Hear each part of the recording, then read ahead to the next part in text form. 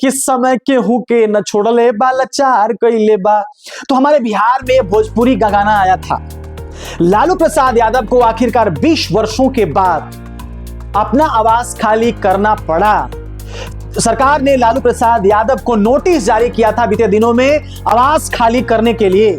आज आरजेडी के सामने एक बहुत बड़ा चुनौती खड़ा है इस बिहार में।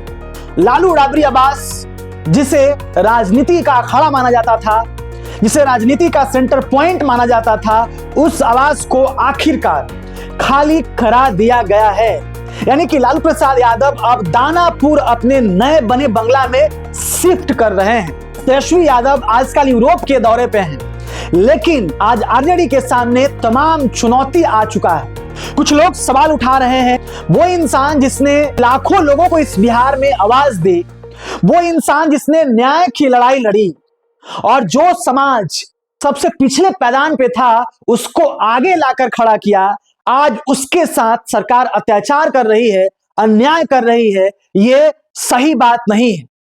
लोग कह रहे हैं कि समय बलवान होता है, समय बदलता है, और जिस तरीके से सरकार इनके साथ व्यवहार कर रही है, समय अच्छा रहा तो आने वाले दिन में जो लोग ऐसा व्यवहार कर रहे हैं उनके साथ भी यही व्यवहार होने वाला है। हम आपको बता दें कि जब तक गृह मंत्रालय नीतीश कुमार के पास था, तब तक लालू प्रसाद यादव के बंगला को खाली नहीं कराया गया। आखिर क्या कारण रहा कि जैसे ही सम्राट चौधरी के हाथों में गृह मंत्रालय आता है, उसके बाद नोटिस जारी कर दिया जाता है। जैसे ही कई विभाग बीजेपी के पास आता है, उसके बाद लालू प्रसाद यादव को नोटिस जारी कर दिया जाता है कि आपको किसी भी कीमत पर बंगला खाली करना होगा। कुछ एक्सपर्ट बताते हैं कि लालू प्रसाद यादव को नीतीश कुमार के पास गृह मंत्रालय रहने के बाद या पहले लालू प्रसाद यादव को इसलिए नोटिस नहीं जारी किया गया कि नीतीश कुमार अपनी बदनामी नहीं चाहते थे, क्योंकि नीतीश कुमार लालू प्रसाद यादव के साथी रह चुके हैं।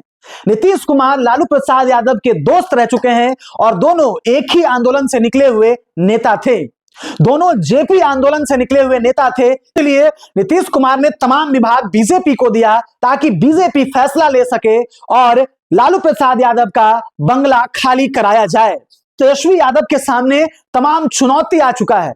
रामकृपाल यादव ने हाल ही में बयान दिया है कि आरजेडी के 25 के 25 विधायक बीजेपी में शामिल हो रहे हैं, लेकिन आरजेडी के कुछ नेता ने रामकृपाल यादव को सीधा चुनौती दिया है और कहा है कि जिस दिन आरजेडी का 25 के 25 विधायक बीजेपी में शामिल हो जाएगा तो मैं रामकृपाल यादव का जीवन भर गुलामी करूंगा। मैं चुनौती देता हूं। रामकृपाल यादव हवा में बात कर रहे हैं और यह कतई नहीं हो सकता है। ये जो विधायक जीत करके आए हैं, इनको गरीबों ने जिताया है, गरीबों ने अपनी आवाज उठाने के लिए जिताया है, अपने उनके लड़ाई को आगे ले जाने के लिए उठाया है। और ये विधायक कभी भी बीजेपी के पाले में तो जा ही नहीं सकते हैं और ये अंतिम सांस तक न्याय की लड़ाई लड़ेंगे। भाजपा चाहे तमाम कोशिश क्यों न कर ले, लेकिन फिर भी आरजेडी को इस बिहार में समाप्त नहीं कर सकती है। भले ही आज बुरा दौर है, भले ही आज मशीनरी की जीत हुई है, भले ही आज बीजेपी ने बेईमानी से सत्ता हासिल कर ली है, लेकिन आने वाले दिनों में बीजेपी का सुपड़ा साफ हो जाएगा। और आने वाले दिन में जिस तरीके से बीजेपी आरजेडी के साथ अन्याय कर रही है, आने वाले दिन में उनके साथ भी इसी तरीके से व्यवहार किया जाएगा। हम आपको बता दें कि लगातार नई सरकार बनने के बाद आरजेडी मुश्किल में है।